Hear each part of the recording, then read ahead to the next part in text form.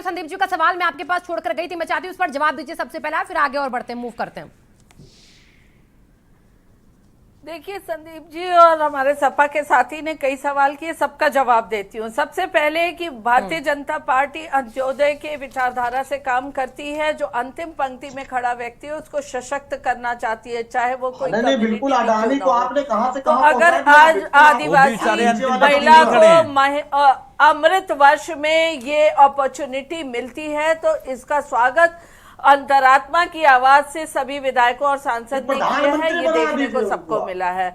आर्थिक तौर पे कमजोर सवर्ण जो थे उनको अगर रिजर्वेशन दिया है तो हमारी पार्टी ने दिया है, आप लोगों ने उनकी सुध भी नहीं ली, तो इसलिए जो जाति का कार्ड आप देना चाहते हैं वही ध्वस्त होता है। अब आप कहते हैं आप तो बिखर गए, पूरे दिख गया कि आप राष्ट्रपति चुनाव में बिखर गए, उपराष्ट्रपति चुनाव में और भी बुरी तरीके से बिखरने वाले, ये मैं पहले से कह रही हूँ। अभी आपकी सपा पार्टी में जो सेंध लगेगी, क्योंकि उन्हें भी पेशोपेश में रहेंगे वो कि हम किसको वोट दें, क्योंकि सबसे पहले ममता दीदी निकल चुकी हैं। अब देखिए अन्य पार्टियों का क्या होता है। अब आप कहते हैं आप चुनाव में जाएंगे इन बातों को लेके, तो मैं कहती हूँ चुनाव में जाएंगे तो जनता पूछेगी लंबे समय तक बैंकिंग सिस्टम से क्यों दूर रखे, गैस कनेक्शन से क्यों दूर रखे, शौचालय क्यों नहीं बनाया, इतना रोजगार दिया, करोड़ों रोजगार दिया भारतीय जनता पार्टी में, आपने क्यों नहीं दिया, मुफ्त खाद्यान्न आपने क्यों नहीं दिया, इन सब सवालों का जवाब आपसे पूछेगी। अब आप आर्थिक तौर पर कमजोर बताते हैं देश को, कई सारे बैंक जब आप राज करते थे तो 11वें पायदान पे था, आज 5वें पायदान पे है। और ये भी बता रही हूँ जो असाधारण समय वैश्विक स्तर पे चल रहा है कोरोना की वजह से, यूरो पाउंड का रेटिंग घटा है, लेकिन भारत मजबूती से अपनी बड़ी जनसंख्या बड़े क्षेत्रफल के साथ आर्थिक गति को प्राप्त कर रहा है। आप तमाम बातें चलिए अभी संदीप जी इस पर बहस थी, वो आपका जवाब दे रही, बात हम राष्ट्रपति से लेकर 24 तक की जंग तक पे करेंगे।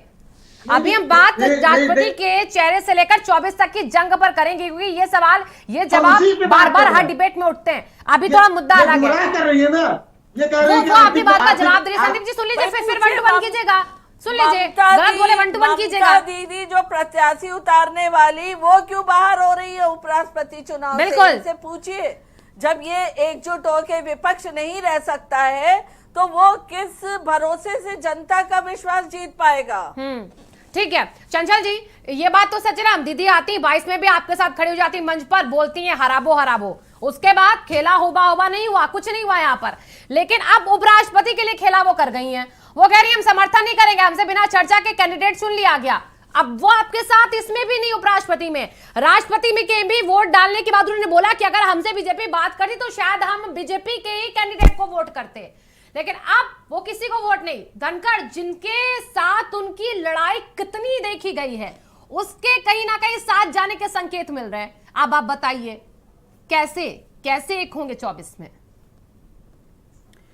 देखिए अभी 24 में समय है और बहुत समय नहीं चंचल, ये गलतफहमी है। अभी जो आप ये बहुत सारी कवायद, बहुत सारी आप कयास लगा रहे हैं आप लोग मीडिया के माध्यम से, ऐसा कुछ भी नहीं है। बयान दिया भाई, कल चला है, अभी सुन लीजिए, कयास नहीं है। अरे आप बहुत सारे बयान आप लोग चलाते रहते हो, बहुत सारी चीज चलती रहती है, होता आपने आजम खान साहब को लेकर चलाया, आपने आदरणीय शिवपाल जी को बहुत सारी चीजों पता नहीं क्या क्या चलाया, बीजेपी ज्वाइन करा दी थी, तो कयास लगाते रहिए, चलता रहेगा, उससे मैं नहीं आऊंगा।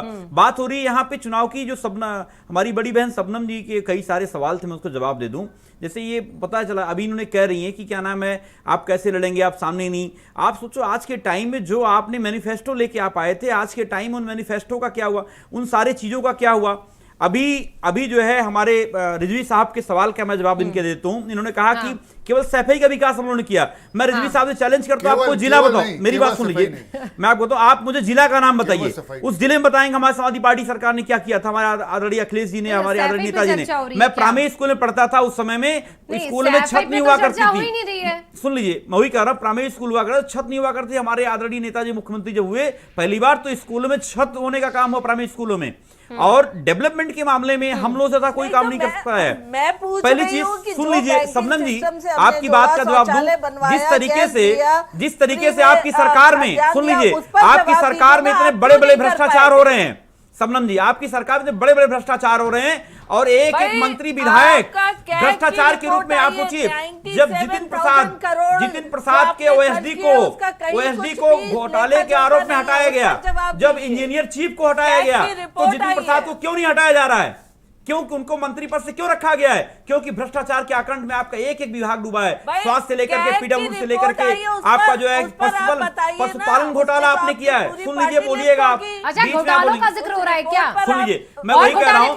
और रही पर? बात अभी आज ही, अभी कल की न्यूज है, मैं कल की न्यूज बताता हूँ, चर्चा कीजिए। सुन लीजिए, सुनिए कल ना की चंचल न्यूज जी। है कि वरिष्ठ नागरिकों को और खिलाड़ियों को देखिए, रेलवे आप में अगर सब्सिडी घोटालों की बंद बात कर दी कर गई रहे हैं, तो ये तो है। देखिए, वहीं इसी पे के दो अडानी जी पहलू को सशक्त महिला राष्ट्रपति एक सिक्के के दो पहलू, एक तरफ घोटाला, एक तरफ भ्रष्टाचार के खिलाफ एक्शन, हंटर चला है, तो दो पहलू हुए क्या ना। हंटर चला? अगर हंटर चलता तो जितिन अरे भाई, प्रसाद को रिजाइन करना होता।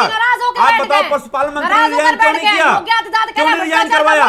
क्यों नहीं? हमें करो, आप जब बताओ, आपने जब ओएसडी को आपने हटाया तो मंत्री को क्यों नहीं हटाया? क्या मंत्री के संज्ञान में नहीं है? ठीक है चंचल जी, नहीं, चंचल जी सुनिए ना, अभी भ्रष्टाचार की पोल खोलने थोड़ी ना अभी शबनम जी बैठे। बताएंगी, आप बताएंगी, पहले आप डिसाइड कर लीजिए। अरे आप भैया, बताएंगे, न्यूज बताने का काम हमारा न्यूज भी है ना, बताने का काम है ना आपका आपका, ठेका लेकिन लेके आप बताएंगे बैठेंगे क्या मंत्री का रिजाइन क्यों नहीं हुआ? आप बताएंगे उसका हो गया, अरे ठीक है, खबर कौन नहीं। दिखाता है? नहीं, खबर आप- कौन दिखाता मेरी बात है? सुनिए, आधा जवाब किसके तो शबनम जी माध्यम का से आप आप दे बयान दीजिए। देते हैं? नहीं, हमारे माध्यम से, चैनल के माध्यम से देते हैं ना, तो हम वही दिखाएंगे ना, हम बताएंगे थोड़ी ना। करना चाहिए क्या जितिन प्रसाद को रिजाइन नहीं करना चाहिए? क्या उनको अरे मंत्री मुद्दे पद पर से आ बर्खास्त जाइए करना भाई चाहिए? चंचल जी, उनको चंचल जी बर्खास्त मुद्दे पर आ करना चाहिए। जाइए, क्योंकि जितिन जो को जो करना है, जिनके जितिन सरकार को जो में करना है, हो मंत्री के जाएगा। ऊपर भ्रष्टाचार चलिए, हुआ। मैं नवामी संदीप जी के गंगे। पास जा रही हूँ, सुनिए। मैं संदीप जी के पास जा रही हूँ। चंचल जी इतना चंचल जी, वक्त नहीं चंचल जी, है, अभी ओएसडी को लेकर बात करें यहाँ पर। सुनिए, कल का जिस बहुत बात की, राजनीति बात और करते राष्ट्रवाद की रहेंगे। नैतिकता संदीप जी बोलिए, की बात संदीप होती जी है। बोलिए, संदीप जी बोलिए, जी। संदीप जी। शबनम जी, महिलाओं की बात होने जा रही है और एक महिला होने के नाते आप जरूर सुनेंगे। ठीक है, शबनम जी सुन लीजिए, सुनिए। संदीप जी महिलाओं को लेकर बात करेंगे बड़ी बड़ी। रुकिए, उसका जवाब रुकिए, शबनम नहीं, जी बड़ी सुन बड़ी बातें लीजिए। नहीं, हमने करके दिखाया है। देखिए, अगर आप महिलाओं की बात करते हैं तो पहली राष्ट्रपति से लेके लोकसभा अध्यक्ष से लेके पहले प्रधानमंत्री से लेके सब कुछ महिलाओं को कांग्रेस ने दिया है और आज नहीं, आजादी के समय से दिया है। सरोजिनी नायडू से लेके सुचिता कृपलानी से लेकर इंदिरा जी, मीरा कुमार जी, प्रतिभा पाटिल जी, बहुत सारे नाम है, गिनाने लगूं तो एक घंटे के डिबेट। मीरा कुमार जी अब देखिए, शबनम जी देखिए कितनी महिला विरोधी है, महिला ही महिला की विरोधी होती है। देखिए, आप सुन नहीं पा रही है, महिला की बात नहीं सुन पा रही। अभी तक आप महिला और आदिवासी, महिला आदिवासी टेप रिकॉर्डर आपका पूरे एक घंटे के डिबेट में बज रहा है। अच्छा शबनम जी सुन लेकिन आप सुन नहीं पा लीजिए, रहे। संदीप जी की बात को सुन लीजिए, फिर आप देखिए, बोलिएगा अगर जहाँ आप- पे गलत बोले। हाँ बोलिए संदीप जी। आप अगर ये आपका सिर्फ बेस ही है, ये शबनम जी कम से कम 20 बार वो आदिवासी है, महिला है, तो मायावती जी दलित महिला है, आप उनके खिलाफ चुनाव क्यों लड़ते हैं? मत लड़िए। देखिए, विचारधारा की लड़ाई वो होती तो है। साथ लड़ते आप कहते हैं,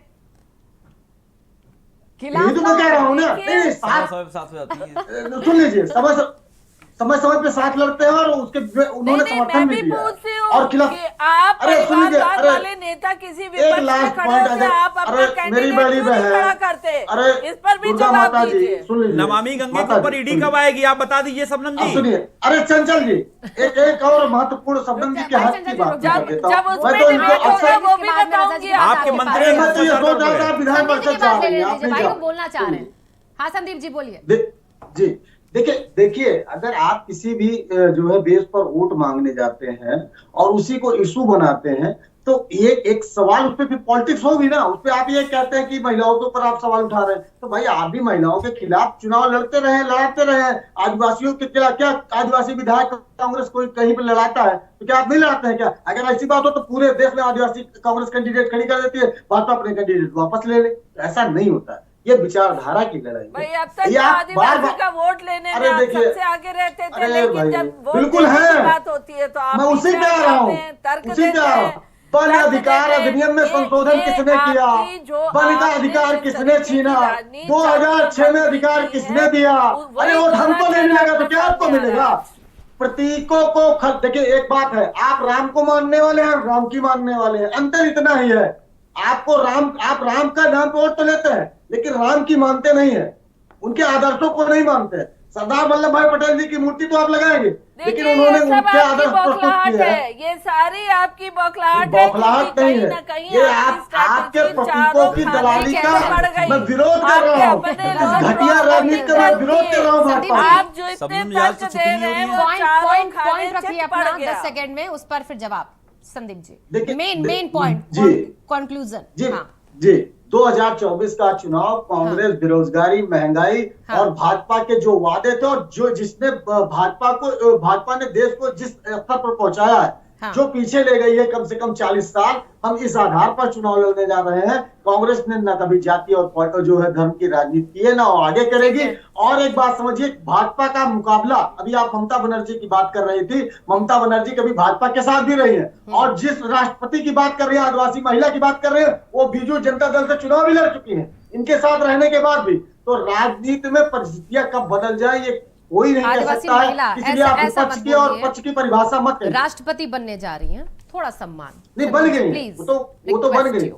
ठीक है ठीक है उनका सम्मान है। ठीक है, देखिए, ठीक है, मैं ठीक है, ये नहीं संदीप कह जी, रहा मैं रजा जी के हूँ, पास ये तो जा रही हूँ। भाजपा उनके अगर आदिवासी महिला कह के आज वो आज राष्ट्रपति बन गई है, फिर भी आदिवासी महिला समुदाय से महिला आती है। कहते हैं, और देश की कोड ही प्रथम होता है। नागरिक है आज के ठीक लिए। है, चलिए चलिए संदीप जी आती हूँ मैं इसके बाद मैं आपके पास आती हूँ। आपने बताया क्या 24 का आपका पूरा प्लान है। रजा जी, मैं आपके पास जो आंकड़ा है, अगर हम नजर डालें, देश में 47 लोकसभा, 487 विधानसभा सीटें अनुसूचित जनजाति के लिए आरक्षित हैं।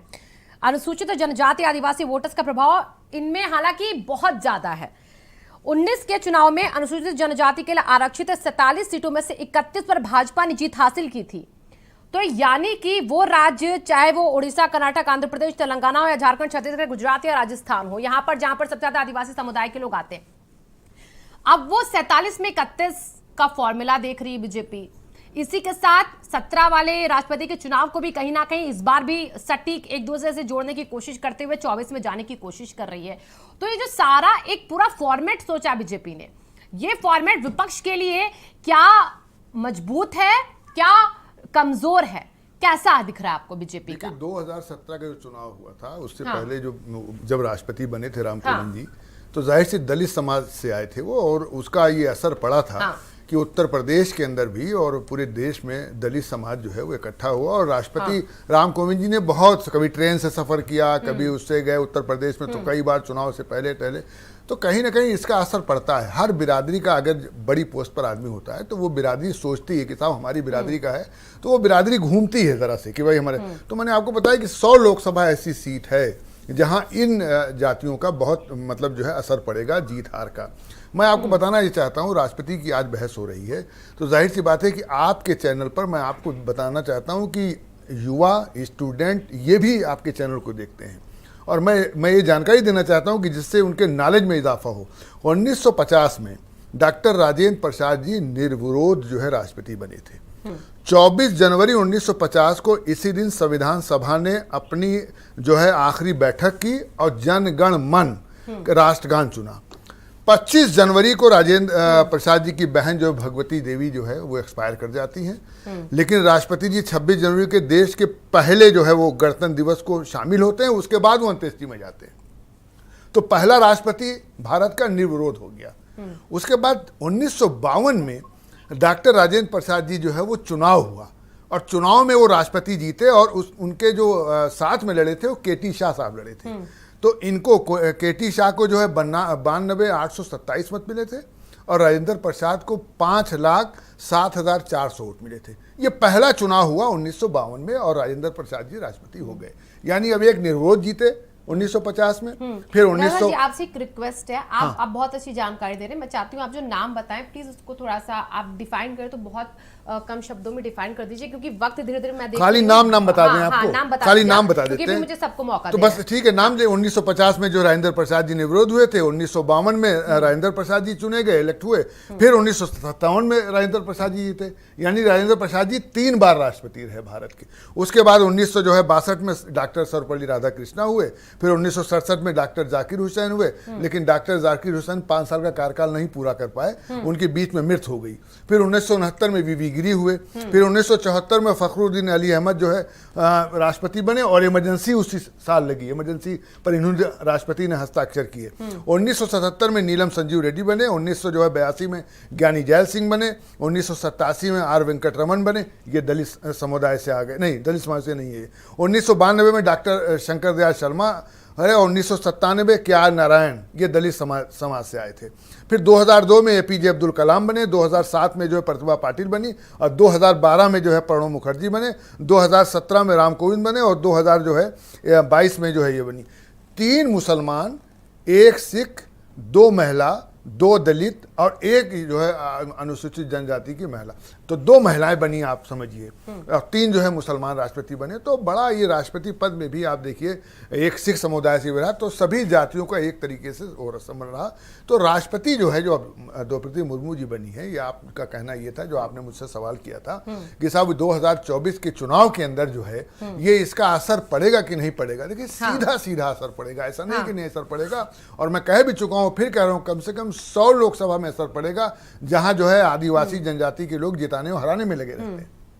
ठीक है, अब मैं चंचल जी आपके पास आ रही हूँ। देखिए यहाँ पर बीजेपी इस चुनाव की, राष्ट्रपति चुनाव में जीत के जरिए एक मैसेज ये भी दे रही है कि हम देखिए उन लोगों की बात कर रहे हैं जो ऐसे समाज से आते हैं जिनके उत्थान को लेकर, जिनके विकास को लेकर कोई ध्यान ही नहीं देता है, चाहे वो आदिवासी समाज हो, पिछड़ा, शोषित, वंचित, हम इनको आगे ला रहे हैं और ये लाकर एक मैसेज दिया कि मुख्य धारा से इनको जोड़ रहे हैं और ये मैसेज लेकर बीजेपी यकीनन 24 में जाएगी।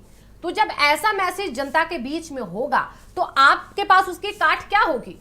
देखिए, मैसेज की राजनीति तो बीजेपी बहुत बेहतरीन तरीके से करती है, उदाहरण आप सामने है, लेकिन इसका कोई फर्क पड़ने वाली जहां तक बात है, अपने समाज के काम करने वाली जहां तक बात है, मैंने आपको भी आपके सामने आजकल बहुत चर्चित है, दिनेश फटीक जी का नाम है, बम्बालाल दिवाकर जी विधायक जी, उन्होंने अनुसूचित जाति के होने की वजह से उनके ऊपर जो उनको झेलना पड़ रहा। सोचिए एक विधायक, एक मंत्री जो अपनी बात अपनी मतलब रक्षा नहीं कर सकता, अपने बात की रक्षा नहीं कर सकता है, अपने लोगों के हक की रक्षा नहीं कर सकता है, तो आप समझिए किस तरीके से कैसे लोग बनाए जाते हैं और उनका मतलब क्या है आपके सामने है। आप समझिए कि बम्बालाल दिवाकर जी कह रहे हैं कि हमें एक ताकझाक फिर अपने में भी कर लीजिए, क्योंकि अभी मैं इस पर जिक्र नहीं कर रही हूँ। ओम प्रकाश राजगुरु के शिपाल हो गए, केशव देव मौर्य हो गए, ये सभी तो पिछड़ों की राजनीति करने वाले थे, कहाँ चले गए अब? नहीं तो हम लोगों ने, आप बताओ कहाँ चले गए? कि यही क्या नाम है, ओम प्रकाश जी के ऊपर जो हमला हुआ था आपके गाजीपुर में, हमारे नहीं बात नहीं, आपके ना दिनेश खटीक नाराज है, हम नाम गिनाते जा रहे हैं, वो नाराज है। मैं नाराज की बात कर रहा हूँ, जो आरोप लगाए हैं, उन्होंने आरोप लगाए हैं कि मैं दलित मंत्री होने की वजह से मुझे सम्मान नहीं मिलता, मुझे सम्मान मिलता है, उनका ये कहना है। ना तो मुझे मौर्य कह रहे हैं, पल्लवी पटेल भी कह रही है इसी कमरों से बाहर निकली, अब तो आजम खां भी कह रहे हैं। मैंने अखिलेश यादव को कभी धूप में खड़े देखा नहीं। लोग चलाते रहते हो, आप मुझे बताओ पूरे उत्तर प्रदेश का कौन सा नेता है जो पूरे प्रदेश के गांव-गांव जाकर के साइकिल चलाया हो? आप मुझे बताओ कोई नाम, एक अगर आपके संज्ञान में कोई हो, आप मुझे कोई एक ऐसा नेता बताओ जो सुन लीजिए, आप बताओ इसी प्रदेश के मुख्यमंत्री हमारे आदरणीय योगी जी हैं, आप बताओ हमारे आदरणीय राष्ट्रीय अध्यक्ष जी एक कार्यकर्ताओं के यहाँ चरही से लेकर के शादी से लेकर बहुत अच्छी बात है, बहुत अच्छी बात करते हो आप जो है बीजेपी द्वारा एक पर्सनालिटी डैमेज करने के लिए इनकी सारी 24 के लिए संघर्ष बताइए, रहते हैं। मैं वही तो पूछ रहा हूँ 24 के लिए संघर्ष, 24 के लिए देखिए आज के दिन मैं तो कहता हूँ आप आपने चैनल में चलाना चाहिए था आज आपको। आज के दिन जो अभी इन्होंने बुंदेलखंड एक्सप्रेस का उद्घाटन किया है, आज सोचिए सारे के सारे न्यूज चैनल, सारे न्यूज़पेपर में आया है कटिंग में कि बताइए क्या नाम, उनकी रोड बह जा रही है पूरी। अभी उद्घाटन किए कै दिन हुआ है, आप सोचो बीच की रोड ही पूरी बह जा रही है। जो भ्रष्टाचार के आकंठ में पूरा प्रदेश डूबा हुआ है, हम लोग लड़ाई लड़ेंगे भ्रष्टाचार के खिलाफ, इनके जो भ्रष्टाचार हमारा मुद्दा होगा। आज के टाइम में घोटालों की बात हो रही है, पशुपालन विभाग में आपके चैनल में देख रहा चलाया कि जो पशुपालन विभाग में किस तरीके से 3 गुने रेट से जो है क्या नाम है उपकरणों और दवाइयों की खरीद हुई है। अभी आप स्वास्थ्य विभाग के देख लीजिए, घोटाले की बात हो रही है। पीडब्ल्यू विभाग के अंदर की बात जो हो रही है, इनके जो है क्या नाम है OSD को हटाया गया भ्रष्टाचार के आरोप में, इनके जो इंजीनियर चीफ को हटाया गया भ्रष्टाचार के आरोप में। क्या मंत्री जी का इन्वॉल्वमेंट नहीं था? क्या मंत्री जी को बर्खास्त नहीं करेंगे? इनको बर्खास्त करना चाहिए। हमारी लड़ाई जो है, हम लोग जो 2024 की लड़ाई लड़ाएंगे, मेन मुद्दा हमारा रहेगा महंगाई है, भ्रष्टाचार है, बेरोजगारी है।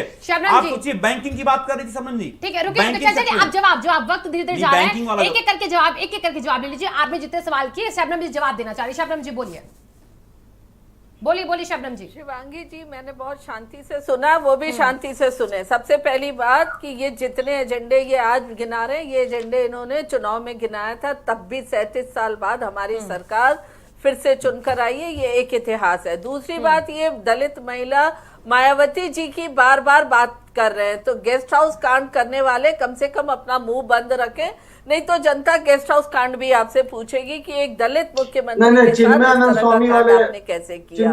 बचाने वाले भारतीय जनता पार्टी थे। तो तीसरी बात, कांग्रेस अगर करती है अपनी ही पार्टी पे आरोप लगाते हुए, इनके ग्रुप ऑफ सीनियर लीडर्स ने जब लगाया तो किस तरीके से उन्हें अनदेखा किया गया। जो पार्टियां अपनी पार्टी को नहीं समेट के रख पा रही, अपने राष्ट्रीय अध्यक्ष प्रदेश अध्यक्ष नहीं बना पा रही, अपने भाई भतीजों को अपने साथ नहीं रख पा रही, वो पार्टी भाई भतीजों के ऊपर मैंने आपको बहुत लंबी लिस्ट एक दिन दी थी, आपकी बात भी रिपीट कर रही हैं। भाई आपके भाई उत्तराधिकारी हम नहीं बनाते किसी को। ठीक है शबनम जी, संदीप जी और चंचल जी, मैं माफी चाहती हूँ, बहुत कम है मुझे डिबेट को। संदीप जी माफी चाह रही हूँ मैं, डिबेट को मुझे यहीं पर क्लोज करना होगा। ठीक ठीक, संदीप जी माफी चाह रही हूँ, बहुत कम है। बहुत बहुत शुक्रिया आप सभी खास मेहमानों का चर्चा में शामिल होने के लिए। रजत जी आपका भी बहुत बहुत धन्यवाद है, चंचल जी आपका भी, संदीप जी आपका भी, शबनम जी आपका भी बहुत बहुत शुक्रिया। और देखिए 24 की लड़ाई बीजेपी जो है वो सेट करती चली जा रही है। राष्ट्रपति के चुनाव में एनडीए की जीत के बाद ये कहा जा रहा है एक ट्रम्प कार्ड, एक कदम बीजेपी का आगे और बढ़ता दिख रहा है।